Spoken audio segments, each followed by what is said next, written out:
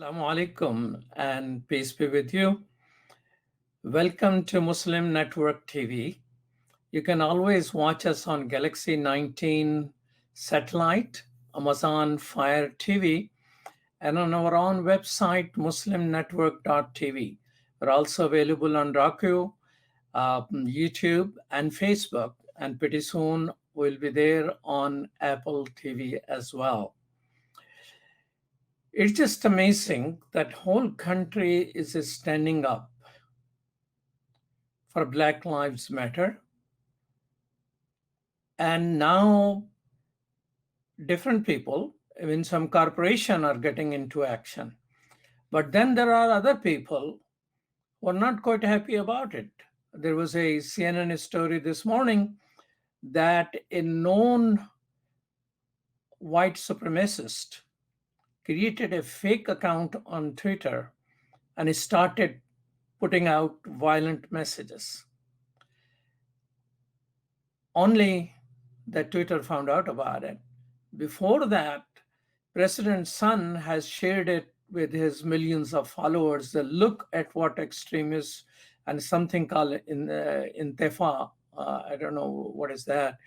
Well, I know what is that, but who are they? I don't know. So it is the conversation in the country about what is happening.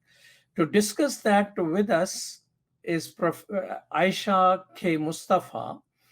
Aisha K. Mustafa has been the longest lasting editor of the Weekly Muslim Journal, which has been the longest publishing Muslim journal in America. She is the third woman editor in nearly 45-year-old newspaper and its longest tenured editor. Welcome to Muslim Network TV, Sister Aisha. Thank you, Brother Mujahid, and it's a great pleasure to join with you again in another project. All right. Aisha has traveled throughout the world as in delegation led by Imam W. Muhammad. May Allah's peace and mercy be on him. She has been to Saudi Arabia, Riyadh multiple times, and Jeddah, Mecca, Palestine. Most notably, during one of her meeting with Imam W. Muhammad, she also met Palestinian President Yasser Arafat. Well, that need to be another show, I guess. Yeah. But a pleasure for me is that she has been the one of the inaugural original host of the Daily Radio Islam in Chicago on WCV 1450 AM, which I had the honor of launching and being its executive producer, which now have merged into Muslim Network TV. And she moved to Jackson, Mississippi. You need to be back in Chicago, sister. Well, we'll be two cities. Okay. Two cities. All right. So what I hear is a lot of people have higher level of anxiety. I mean, we feel for the person murdered in this brutal way. Mm. And everybody knows police murdered it. Even his wife has decided to divorce him and change her name. Mm. But police continue to use violence to stop the protest, which is against the police violence.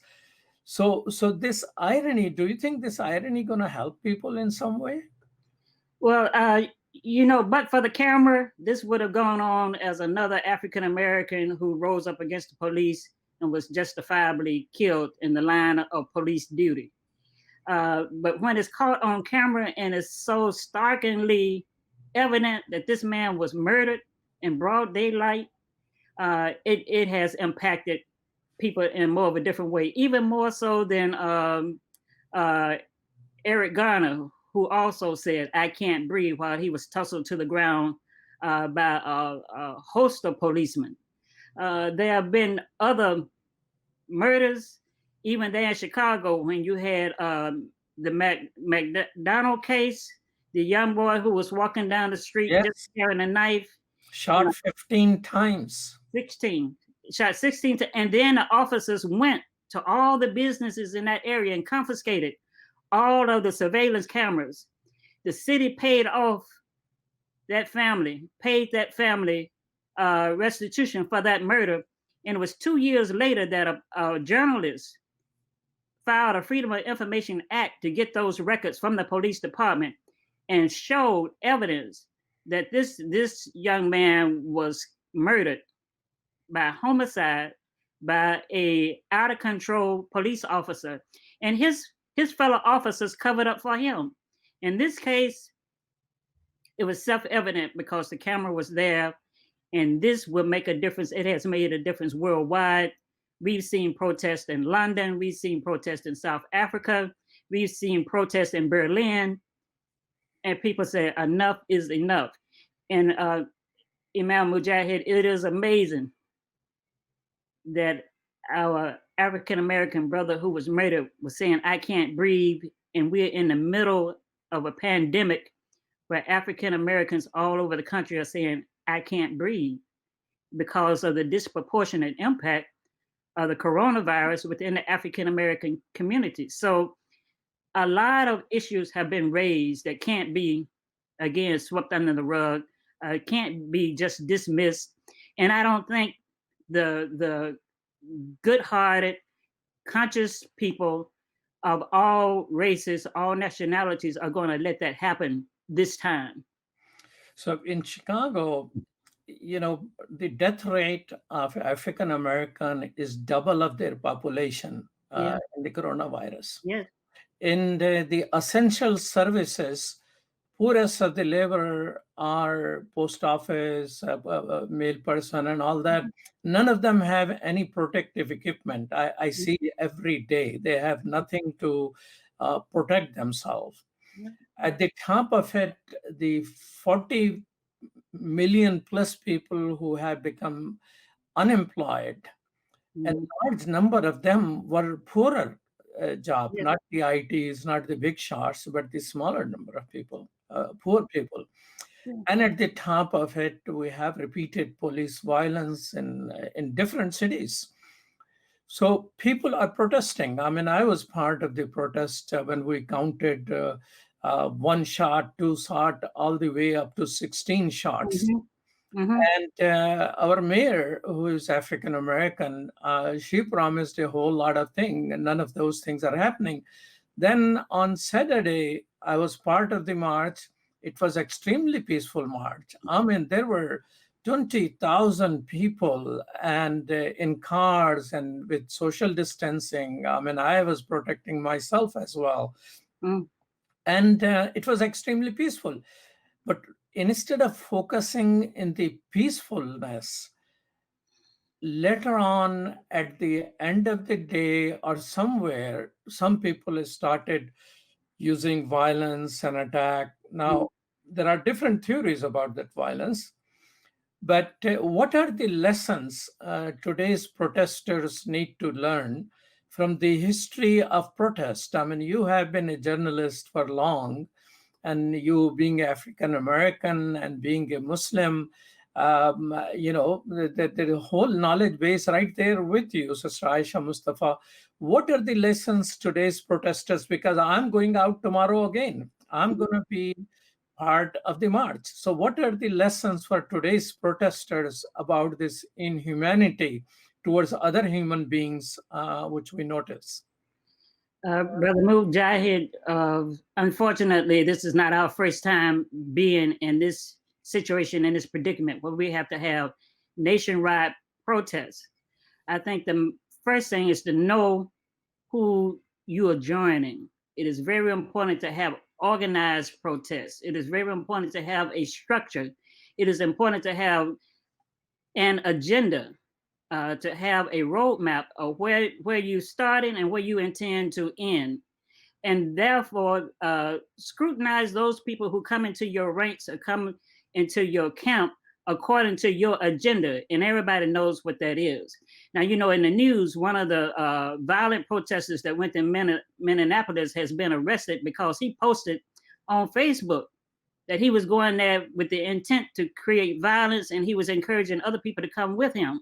So he's been arrested on federal charges. The nonviolent protests, as in the history or in the name of Dr. Martin Luther King, they have an organized agenda, and those things need to be revisited and looked at. They didn't just spring up out of nowhere. They had objective, and they stuck to that.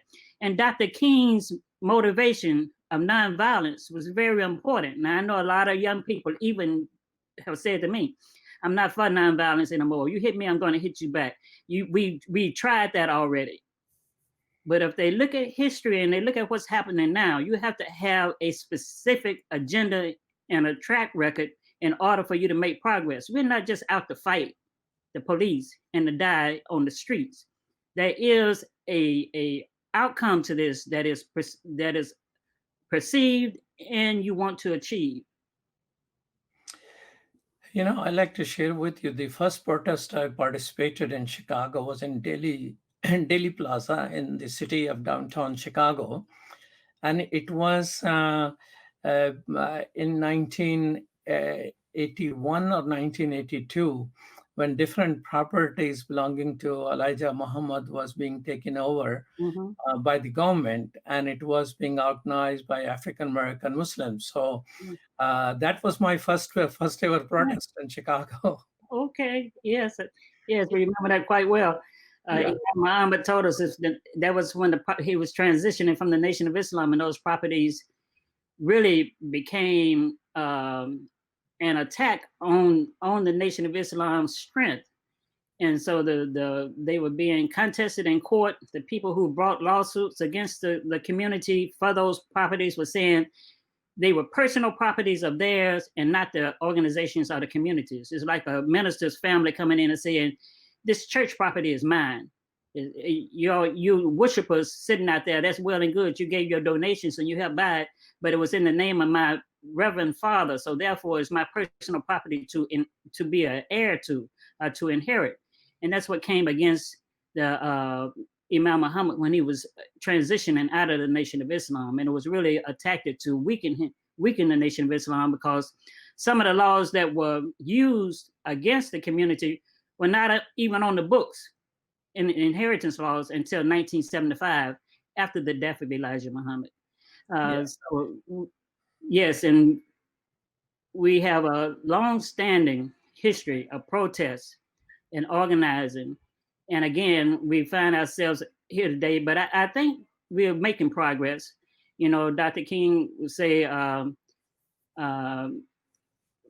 justice is slow, but the arch always bends towards justice. So we expect that we are still making progress, however slow it might appear. Well, I just told you that was my first protest. Dates of my dates may be a little messy because I remember two incidents. This was one I participated. Other one, either it was before that or at the same time, was I had a friend, preacher. He was a African American, and at the University of Chicago, he was a PhD student, and he used to be a Greek Orthodox priest, but he reverted back to Islam. And in the library where I used to sit, a white girl pointed out that he stole my TV. And they just arrested him. No evidence, nothing. They just arrested him. And this guy was sort of anti-technology. He didn't ever care even for phone. He didn't have a phone in his home either. In those days, there were no cell phone anyway. But he didn't care for phone. He didn't care for TV or anything. And it took us a lot of marches and trip to Cook County Prison and long time to get him released, just because somebody pointed out he stole my TV. So when we come back after this short break, Aisha, Mustafa, I want to talk to you about your personal experiences. How many television have you stolen from my home?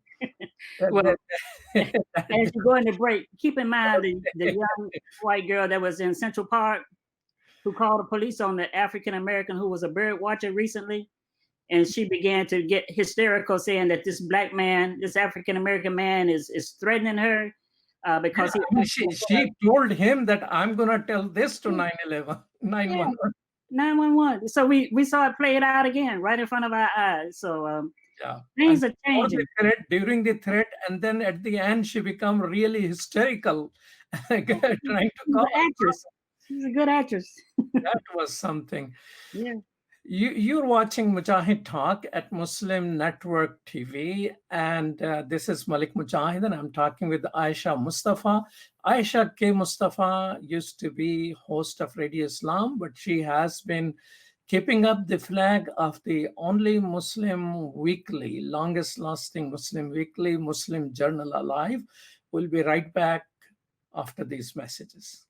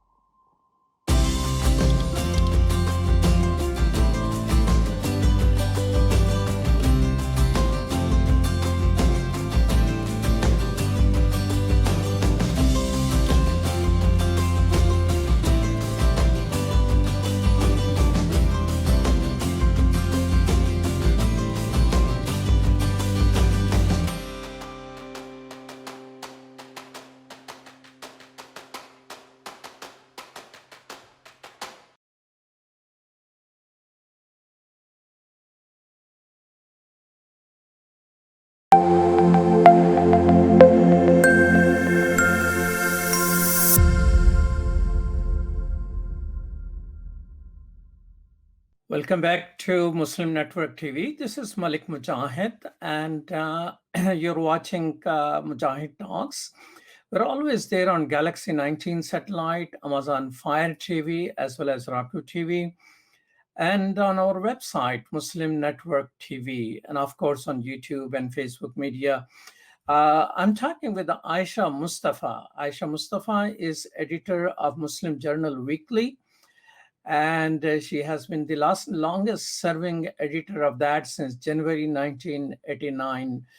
Um, Aisha, share with us. I mean, statistics is one thing, but personal experience is something different. Share with us your personal experiences of being an African American.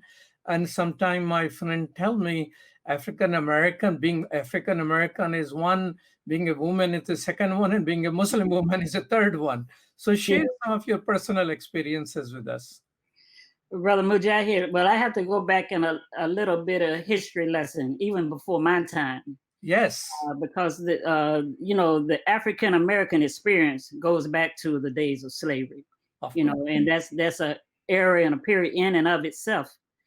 And coming out of that period of slavery through the Emancipation Proclamation, there is a running program now about Ulysses S. Grant as the general for the Civil War under President Lincoln, and just the personalities of these people who went to war in the Civil War, that in essence would bring an end to actual physical slavery.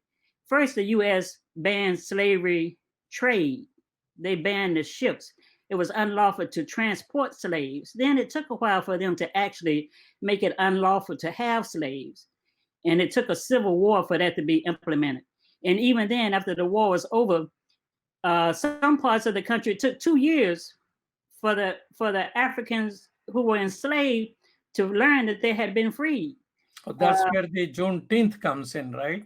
That's Juneteenth in Texas. Texas was 2 years out from freeing the slaves, and when they found out, they began to celebrate, and it was in June. It was actually June 19th. So they had a celebration called Juneteenth for the freeing of the slaves, and that was the official celebration even though the Emancipation Proclamation was signed 2 years earlier. But there's a lot of history in the U.S. People who look for loopholes have loopholes. You know, even in the 13th Amendment, that frees Africans, frees individuals, people, period, from slavery. There's that loophole, except for criminal acts and indentured servitude. Now, Yes, if you so come in fast a way forward, preserving the slavery model when you are uh, committing a crime or something, right? right now, if you fast forward to now, indentured imprisonment, more African Americans disproportionately are imprisoned for crimes of lesser nature than their white counterparts. The prison population actually represents another form of enslavement, not only in terms of physical enslavement, but you know, those who have felons are then disenfranchised. They can't even vote in many places. And then we fast forward to today, where we see people who are actually being framed in their incarceration. But also, my Mississippi history, it's been a long journey. Mississippi didn't sign the Emancipation Proclamation, until 2013. It was just laying on somebody's desk, and it hadn't been signed. So it was the last state to sign the Emancipation Proclamation. But in our history, when we go back and chronicle history, the first big case that broke the headlines was the murder of Emmett Till, Emmett Till, connecting yeah, Chicago. buried Till, in Chicago. yeah, a 15-year-old boy was visiting his grandparents in Mississippi, and because it was reported that he whistled at a white woman, he whistled, and that's debatable because they say Emmett Till had a list. Anything he said sounded like a whistle. Uh, but even then, he was taken out of his grandparents' home in the middle of the night. He was brutally murdered at age 16. Cotton gin was tied around his neck, and he was thrown into the river. Weeks went by, and they couldn't find him. And then when they finally found his body, it was so distorted and mutilated, until when his mother came, Amy Mosley Till, came to Mississippi to identify his body. She could only tell by a mark on his leg. And then when she brought his body back to Chicago for burial, she was warned not to open his casket. But Jet Magazine stepped in. Simeon Booker, then the editor of Jet Magazine, and Mamie Mosley defied those orders and opened the casket, and it went worldwide. And Emmett Till was like a marker. There had been murders a couple of weeks before Emmett Till's murder that didn't make the news, that didn't make any headlines. But when Emmett Till was murdered and his mother put his picture on the front page of Jet Magazine, it changed the attitude. Even Rosa Parks, whom we call the mother of the civil rights movement, and she refused to give up her seat on the bus in the South. Just think of this. And that day after Emmett Till's murder, African Americans did not have the right to sit where they wanted to sit on a bus, even though they boarded it first. And she was told she had to give up her seat for a white passenger. And she refused to get up, and she was arrested. And they asked Rosa Parks, "Were you tired?" She was a seamstress. She stood up all day. She was going home. She said, "I wasn't tired." She said, "I was thinking about Emmett Till. And I just decided I'm not going to do this anymore. I'm not getting up anymore." A little bit of piece of history about Emmett Till. You know that his body was again taken out, and at that time, FBI chief of Chicago told me they took his photos, and his body was more the same way. He looked the same way as he was buried long time ago. Yeah. He didn't. I asked him, "Can I see the photos?" He said, "No, rules don't allow me to show you, but I have seen it." He looked exactly at the time the way he looked when he was buried there. So just a piece of history which may not go anywhere, but the FBI chief in Chicago told me that. Yeah. Yes. And Emmett Till was one murder. Then we have the Cheney, Goodman, and Schwerner young men here in Mississippi who were here. Two of them was one white, one Jewish, one African American. Cheney. They were here to help African Americans register to vote. We had the right to vote, but they had to actually go out and campaign to get people to register to vote. And those three young men were murdered up in Philadelphia, Mississippi, to the point where the first FBI headquarters in Mississippi was established because of their murder. And the headquarters of the FBI building here in Jackson is named the Cheney, Goodman, Schwerner, and Moore headquarters, because Moore was the FBI agent that was persistent in finding the bodies of those three young men. These are people who were in their 20s. These were people who were working in the civil rights movement in their 20s, and they had left the comfort of their homes to come south to assist.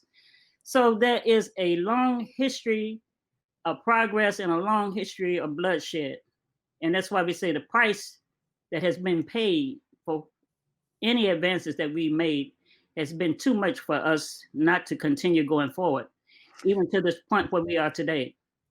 So tell me, what are the possible short-term and the long-term outcome of the ongoing protests today? What do you think in the short term could be achieved, and what could be achieved in the long term? The short term is for the 4 officers to be charged and prosecuted and found guilty. That's the short term. Those 4 officers that participated, not just the one with his knee, but the other 3 who stood by and permitted those acts to take place. They were officers of the law. Not only they stood by, 2 of them actually were part of keeping him on the ground. Yeah. The body weight of 3 officers was on him. Yeah, you got a different shot. Yeah, the other camera shot did come into play. Yes. And the long term, I think, is for justice reform, not only in the police department, but in the justice system. When we start talking about disproportionate imprisonment of African Americans and disproportionate murder of African Americans at the hands of police officers, we've just touched the surface of how many have occurred. But we can even go back to I don't know if anybody remembers the beatings of African Americans in Los Angeles, the King beating. There was a riot there also because those officers were let off the hook. Rodney King, when he was caught on tape, and this was before we had cell phones, someone on their balcony just had a video camera and they were recording these police officers mercilessly beating Rodney King because of he was a drunk driving charge, but they didn't just arrest him for drunk driving. They beat him, and it was caught on camera. And then they were on their walkie-talkies, their police radios, and laughing about how bad they beat a coon tonight. And then that case, because of a camera catching it, went to trial. Those officers were all let free. They were exonerated in court, and Los Angeles exploded. Let's talk a little bit about this. I mean, hardly any of these officers are convicted. Why is so? I mean, everybody saw what happened in New York. And now I'm afraid of the same thing in the case of George Floyd. Everybody watched, but the examiner initially said, well, he didn't die because of this, he didn't die because of that, and now he's changing his story. So the people who are themselves responsible for killing somehow has full freedom to manipulate the essential initial record. And that's where everybody goes free. So what is this thing? Are there examples of when conviction was achieved, and what were the lessons of that?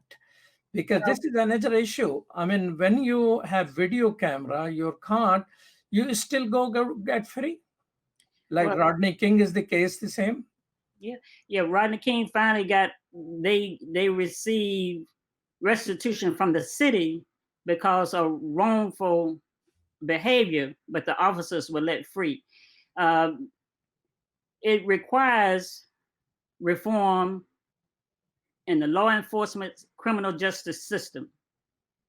It requires police federations, police unions rethinking their protection of each other. You know, they have what they call the blue wall, where there's a code of silence among police officers. No matter what one does, the brotherhood, the sisterhood of the police officers protect that particular person. That has to be changed. The criminal justice system has to be changed. You know, one of the most notorious cities for police brutality is Chicago, where the former commissioner of the police was brought back to Chicago after his retirement to face charges of police brutality. You're referring to Lieutenant Brudge. Yeah.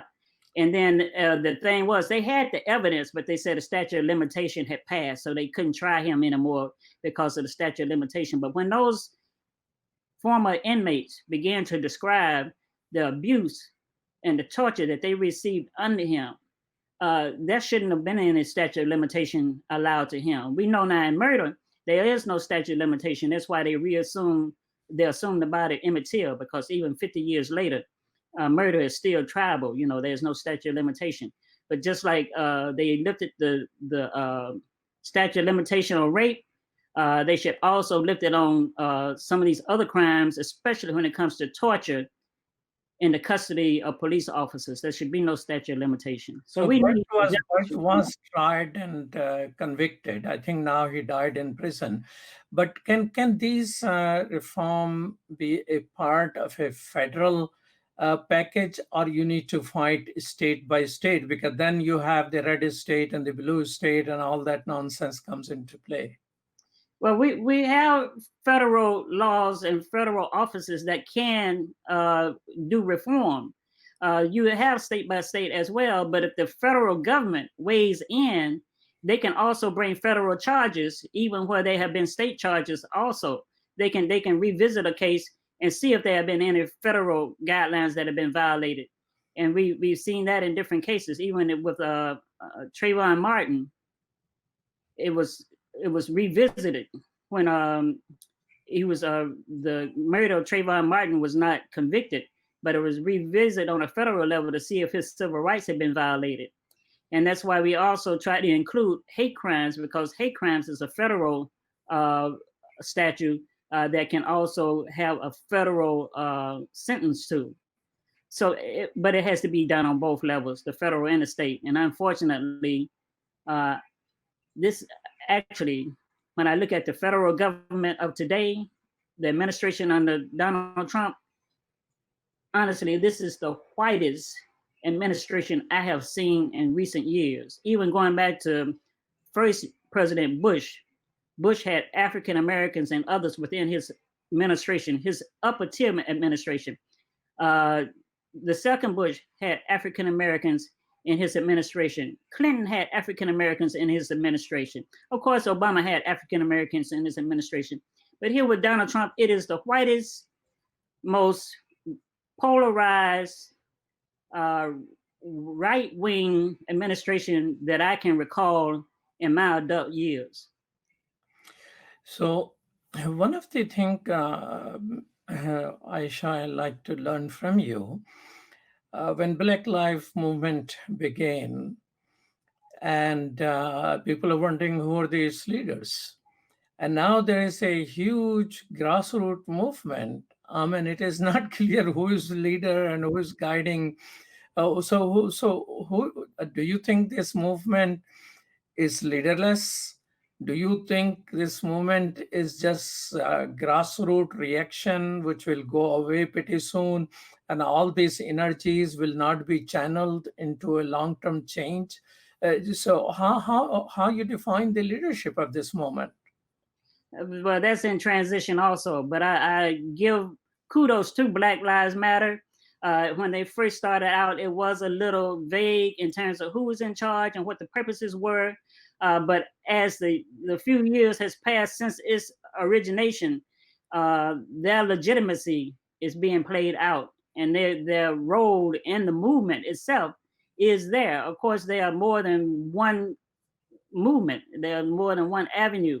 But usually what would take place is these various organizations, there might be several movements, but these various organizations will have a coalition where they would come together and work in harmony, in cooperation with each other as they move forward on specific issues. There are some movements that are just targeted towards um, social reform in the terms of our laws, our criminal laws, um, restoring the disenfranchised felons, ex-felons who have been released, to restore to them their right to vote. They paid their dues, they completed their sentences, but when they are released, they still don't have the right to vote. So there are several avenues, movements taking place. And then we still have what I call the old guard too. You know, we still have Jesse Jackson. We still have other major players who have come up through the ranks, John Lewis, who are still in play. And so I think these various avenues of these various organizations need to be reached out to in terms of founding, establishing that coalition of organizations. You're watching Muslim Network TV. We're always there on Galaxy 19 satellite, as well as on Amazon Fire TV, Roku, and of course on our own website, muslimnetwork.tv, and all the social media. I'm talking with Aisha K. Mustafa, who is editor of Muslim Journal, the longest lasting Muslim journal in America. It's a weekly. And we'll be right back after these messages.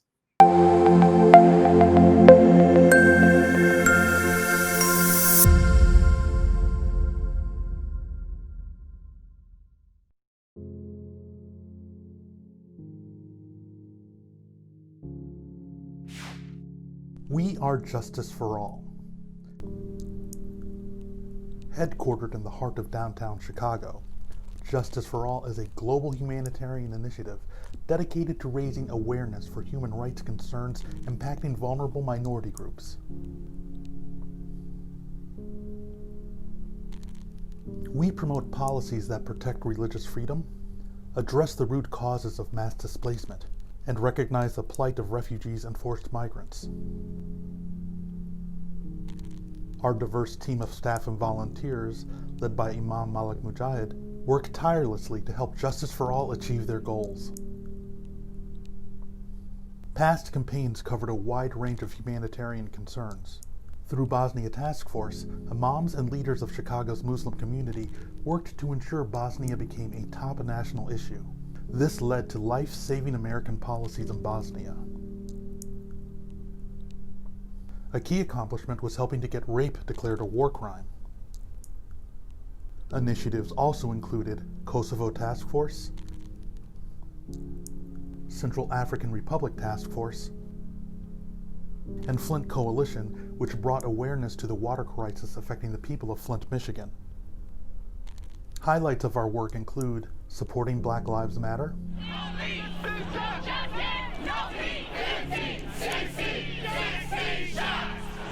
Parliament of the World Religions, addressing climate change. So wasteful consumption starts the ruthless production, and that's where we need all the fossil fuel in the world.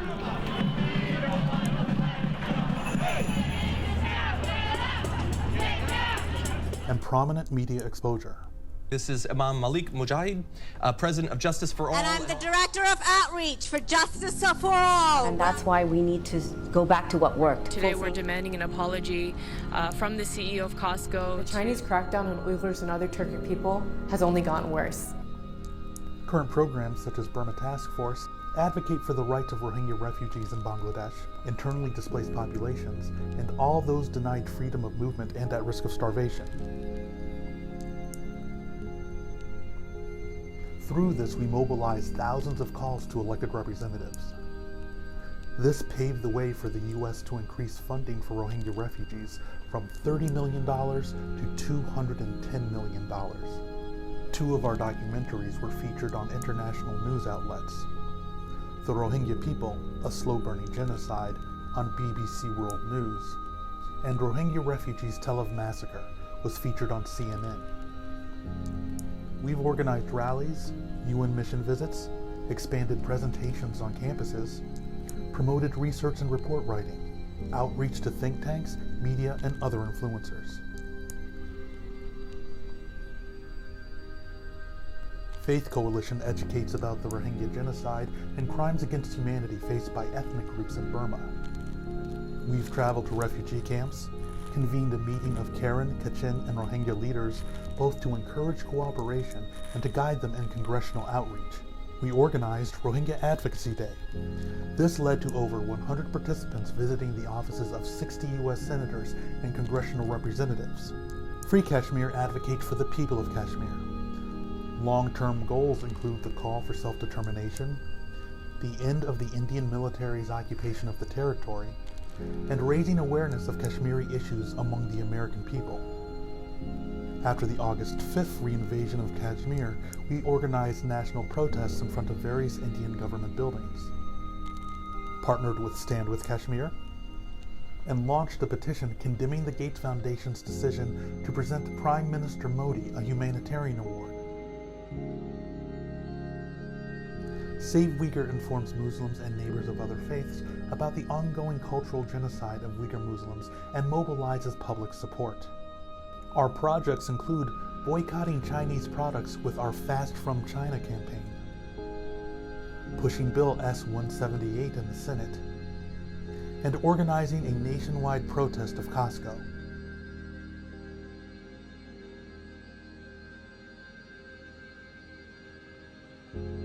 Together, we can continue to stand up for justice.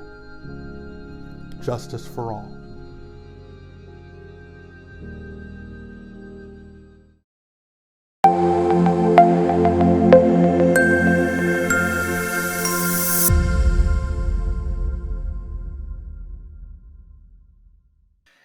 Welcome back to Muslim Network TV. This is Malik Mujahid, and I'm talking Aisha K. Mustafa, who is the editor of Muslim Journal. He used to be with one of the original team of hosts at the Daily Radio Islam, which is now merged into Muslim Network TV. And she also serves as the board member of the only Muslim museum, International Museum of Muslim Cultures, based in Jackson, Mississippi. Aisha, where do you see this thing going? I mean, now that rioting and curfews, I mean, several Muslims have lost their businesses and several poor people. And interesting enough, all of them still are standing with the movement, with the protest movement. Many of them have given public statement. One person who in Minneapolis, a Muslim who lost his restaurant to the fire, although fire was not meant to destroy his, but it was somewhere else, it moved on. He was actually providing food to the protesters, and he says, building can be rebuilt, human being cannot be restored, and I support the movement. Another Muslim who has about lost $500,000 worth of inventory, he's an 80-year-old Muslim. His store even has written Islamic products or something like that. And he still has a big board outside in support of the movement. So people are demonstrating extraordinary support. And now I have seen Citibank and Nike and different companies are coming out with a statement of solidarity. So do you see something is new in terms of enhanced support? Or is it just me, the always a hopeful person there? I think it's to a boiling point. There is a difference. Even Michael Jordan, who had been so cautious over the years not to make political statements, even now, Michael Jordan has made a statement of how horrified he was to see George Floyd murdered in broad daylight on video, played on Facebook. So it has come to a boiling point. Some people will say, well, maybe this happened, but it didn't reach me. But I think this one particular murder, even more than Eric Garner's murder in New York, who also said, I can't breathe. But George Floyd saying, I can't breathe, And in his last few moments, calling to his mother, people standing on the sideline saying, let him up, just let him get in the car. And they telling him, don't resist, don't resist. He said, I wouldn't resist. I would get in the car when he could speak. And then the young girl was there also who was videotaping, and she's been maligned. She's been attacked on Facebook as an opportunist. What could you see as an opportunist in that situation when you see someone being manhandled to the point of they telling you I can't breathe? Anyone who was there had to be horrified and frozen in time. They couldn't believe what they were seeing before their very eyes. And I think that's the way this is playing out worldwide. There is an obvious case here that if these people are not prosecuted for the murder of George Floyd, then we are really on a slippery slope downward. And that this will be a turning point. This will be a demarcation of whether we are going forward as a nation as a whole, or whether we are going to descend into chaos and anarchy. Well, that is another reason for leadership to demonstrate leadership in this issue. These were the moment when President Kennedy took decisive steps, which took the country forward. And unfortunately, that leadership is missing. But one of the concern I have, I'm in Minnesota, these are all Democrats in power. In Chicago, police chief and the mayor, Atlanta, the mayor, I don't know about the police chief. I mean, how come in the cities, at New York, where Democrats are in power, police continues to behave in a way as though they don't care? Or maybe I don't know the story of those police officers. Maybe they are reacting to something which they have been subjected to.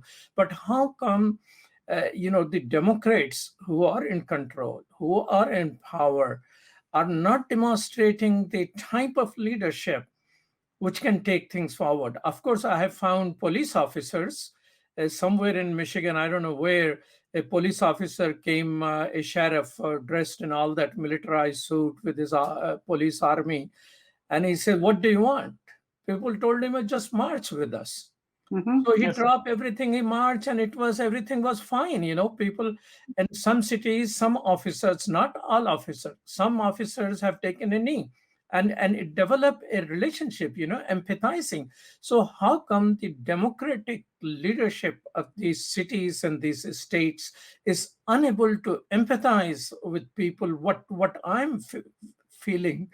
I mean, well, Brother Mujahid, I think it's going to go beyond party labels, party lines. The Democrats and the Republicans, after every now and then somebody will remind us, Abraham Lincoln was Republican. The Republican movement at that time was the one that broke the back of slavery in this country.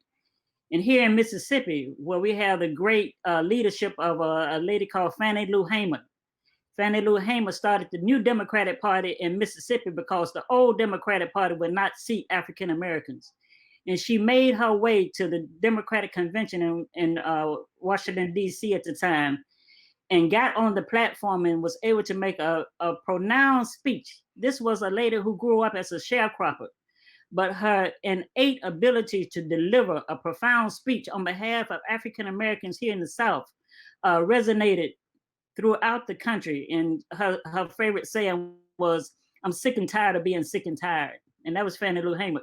And so the Democratic Party was working against us at that time, and we tried to work our way in.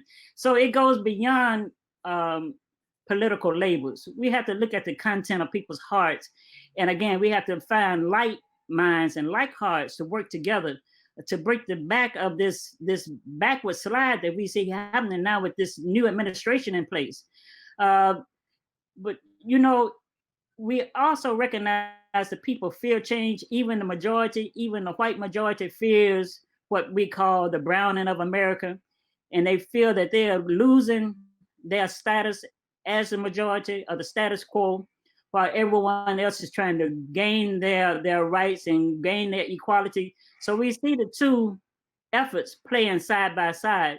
But we have to keep understanding that our help might come from unsuspected places, because even here in Mississippi, even in this environment where everything was stacked up to work against the advancement of the African Americans, we know there were even some governors who quietly worked on behalf of establishing the rights of African Americans. Governor Winters, Governor Ray Mabus, these are former governors. But as they moved out of office, they began to talk about what they couldn't do and what they could do because the momentum was just so much against them. Winter said, well, I would have been dead too if I had stepped out any further. Ray Mabus, the first thing he did after his leaving office as a governor, he told the widow of Medgar Evers. Medgar Evers was murdered. Going into his house, he was shot down because he was the head of the NAACP and he was working on voter rights.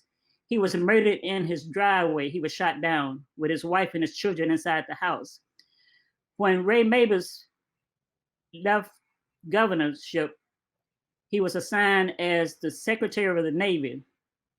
And he told Medgar Evers' widow, Mary Evers, one day I will make sure Medgar's name is remembered throughout this country. And she says herself, she said, yes, it's just another white promise coming from someone. But when he became Secretary of the Navy, the first thing he did was he commissioned a military ship and he named that ship the Medgar Evers. Usually that's left for generals, retired generals. Medgar Evers did serve in the Navy, but he was not a general. But Ray Mabus reminded and he had Medgar Evers' family and Medgar Evers' widow to come to christen that ship. That's a small gesture, but it lets you know the heart and mind and soul of the people are not always what appears on the surface. Within the context of Mississippi history, he might have looked like he was aiding and abetting the white supremacists because he simply held office. You know, it even goes back, for example, you can go back to the history of that was played out in the movie Schindler's List. A lot of Jews said Schindler cooperated with the Nazis, but at the same time, other Jews said he saved a lot of lives. Maybe he was on the surface cooperating, but behind the scenes, he was saving the lives of Jews. And so we have to ask those people who have that change of heart, who have that mindset. They know it's moving in their soul that something is wrong here. They just have to be a little bit more bolder. Even if they can't step out front, they at least have to support the movement wherever and whenever they can. So, I mean, you're liberating the conversation from this Republican and Democrat thing, and we're good lessons from the history. But as elections are just around the corner, what is it which our listeners, people who are watching Muslim Network is run by Muslim, but it is a network of peace and justice people, and we talk on the issues which matter to ourselves and our society. What is it people can do now to ensure that no matter which side of the aisle this politician is, they understand what is the issue and they have clear idea what they are going to deliver? Where we are now with this administration with President Donald Trump, as one person said this morning on the news, the government has been hijacked. Those people who voted for Donald Trump, whatever they thought their gains would be, whatever their fears were, when he appealed to the poor white working class, when he appealed to the coal miners that he was going to bring their jobs back, which they cannot bring back, when he appealed to the white evangelicals that he's going to save Christianity in some kind of bizarre way. These are all false claims from a man who someone pointed out today. He went and stood in front of a church with a Bible, but he never opened the Bible. And he hadn't been frequenting that church. And somebody asked him, is it your Bible? And he was honest about it. He said, this is Bible. He didn't claim that was his Bible. I think in history we can go back and find some really bad presidents, some sinister presidents, but we are faced with one today. And our country is in jeopardy because of the leadership that is at the helm, not only here in America, but worldwide. World leaders have begun to pull back and shake their head at what is going on in America. We are no longer the go-to government in the world. So, well, thank you so much, Aisha. We have to stop the show now. It's always pleasure to talk to you. And if you come back to Chicago, I promise you Mississippi mud and Mississippi peanuts and everything. I mean, right next to my home, there is a trailer which comes in and they bring watermelon as well. So that's my regular place to go and get my watermelon and peanut supply. And he on his truck says in a big way, from the real Mississippi. That's right. I don't know, is Mississippi known for these things? They're known for those things, and Chicago is known as North Mississippi. Probably, because he sells out pretty soon in the season. There's a whole large trailer full of it, and it is gone in half of the season. Well, we have to talk about the Great Migration. African Americans leaving the South started by the Chicago Defender newspaper. The Great Migration was the trains that were pulling up in Chicago. Well, let's make it the topic of the next time we get you on our show, inshallah. Okay, inshallah. Thank you. Thank you so much, Aisha. Okay, Mustafa, it's a pleasure to have you on our Muslim Network TV. You're watching Muslim Network TV on Galaxy 19 satellite, Amazon Fire TV, and Roku, and our own website, Muslim Network TV, as well as YouTube and Facebook. We are always there. Thank you so much for watching, and keep telling your neighbors. We are with them. Stand up for peace and justice, for the humanity of everyone around us. That will liberate our country from fear, hate, and anger, and we will continue to grow stronger and better. Thank you. Peace. Salam.